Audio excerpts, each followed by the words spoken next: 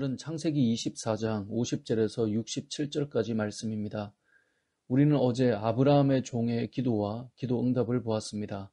그리고 리브가에게 함께 이삭에게 가기로 요청을 하였죠.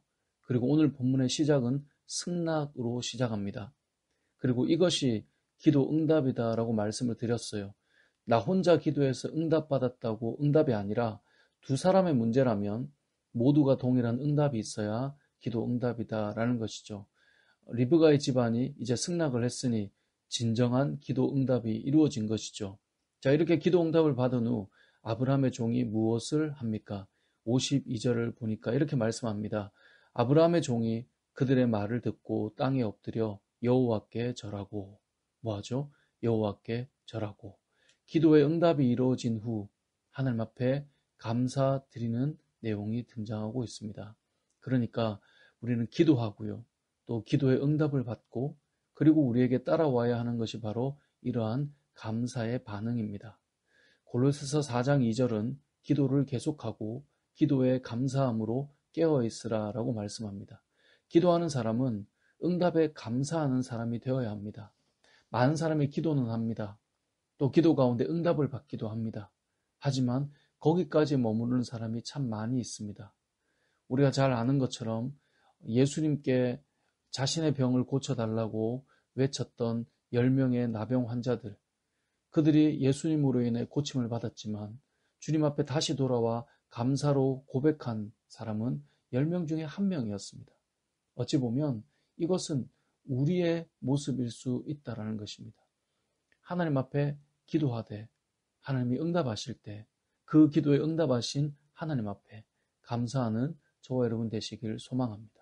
자, 이렇게 해서 다음 날 아침 아브라함의 종은 리브가와 함께 길을 떠나려고 합니다. 그러자 리브가의 오라버니와 그의 어머니가 며칠만 더 머물기를 원해요. 55절을 보니까 이렇게 말씀하죠. 리브가의 오라버니와 그의 어머니가 이르되 이 아이로 하여금 며칠 또는 열흘을 우리와 함께 머물게 하라. 그 후에 그가 갈 것이니라. 자, 어차피 결혼을 하기로 했잖아요. 그러니까 한 열흘 정도 머물러 있다가 가는 것이 무엇이 문제가 되겠습니까? 그래서 요청을 하죠.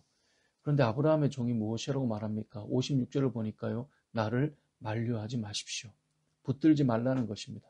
형통한 길을 주셔서 순적하게 되었으니 여기서 좀 머물다가 가겠습니다. 이것이 아니라 속히 돌아가 이 기쁜 소식을 전하고 싶은 겁니다. 그러자 다시 리브가에게 어떻게 할지를 물어보자는 거예요.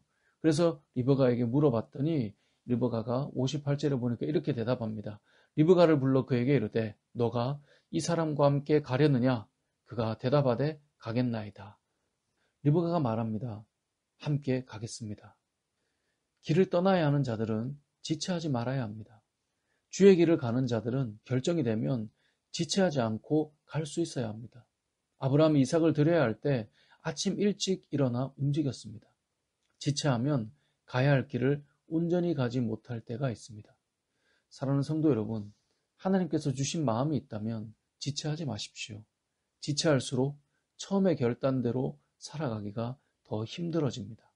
우리를 형통하고 순적하게 인도하시고 이끌어 가셨다면 우리는 마음에 결단한 대로 지체하지 않고 주의 길을 떠나고 주님이 원하시는 일을 행하고 주의 말씀에 순종하는 것을 지체하지 않는 믿음의 사람들 되시길 소망합니다.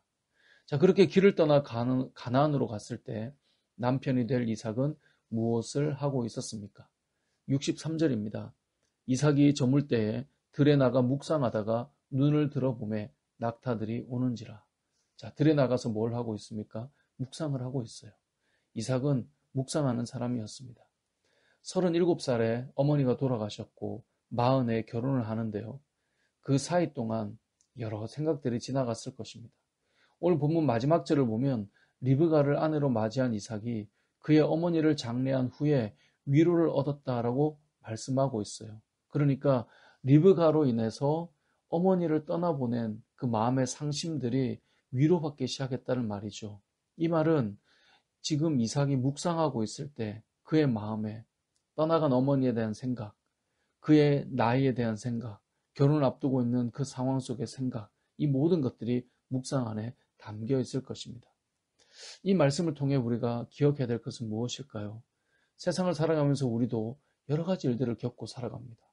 이삭처럼 우리는 묵상을 통해서 힘을 얻는 자들이 되어야 합니다. 묵상은 기도이기도 하고요. 묵상은 생각이기도 합니다. 그런데 바쁘고 분주한 세상은 우리가 잠시라도 멈춰서 하나님을 묵상할 시간을 잘 주지 않습니다. 그렇기 때문에 우리는 의도적으로라도 바쁘고 분주함 속에서 멈추는 시간을 만들 수 있어야 합니다. 저와 여러분의 삶 속에 바쁘고 분주함 속에서도 멈추는 시간이 있기를 소망합니다. 하늘을 바라보는 시간이 회복되고 하나님의 말씀을 듣는 시간이 회복되고 내 삶을 하나님의 시각으로 묵상하는 삶을 회복해가는 저와 여러분 되시길 주님의 이름으로 축복합니다. 아멘.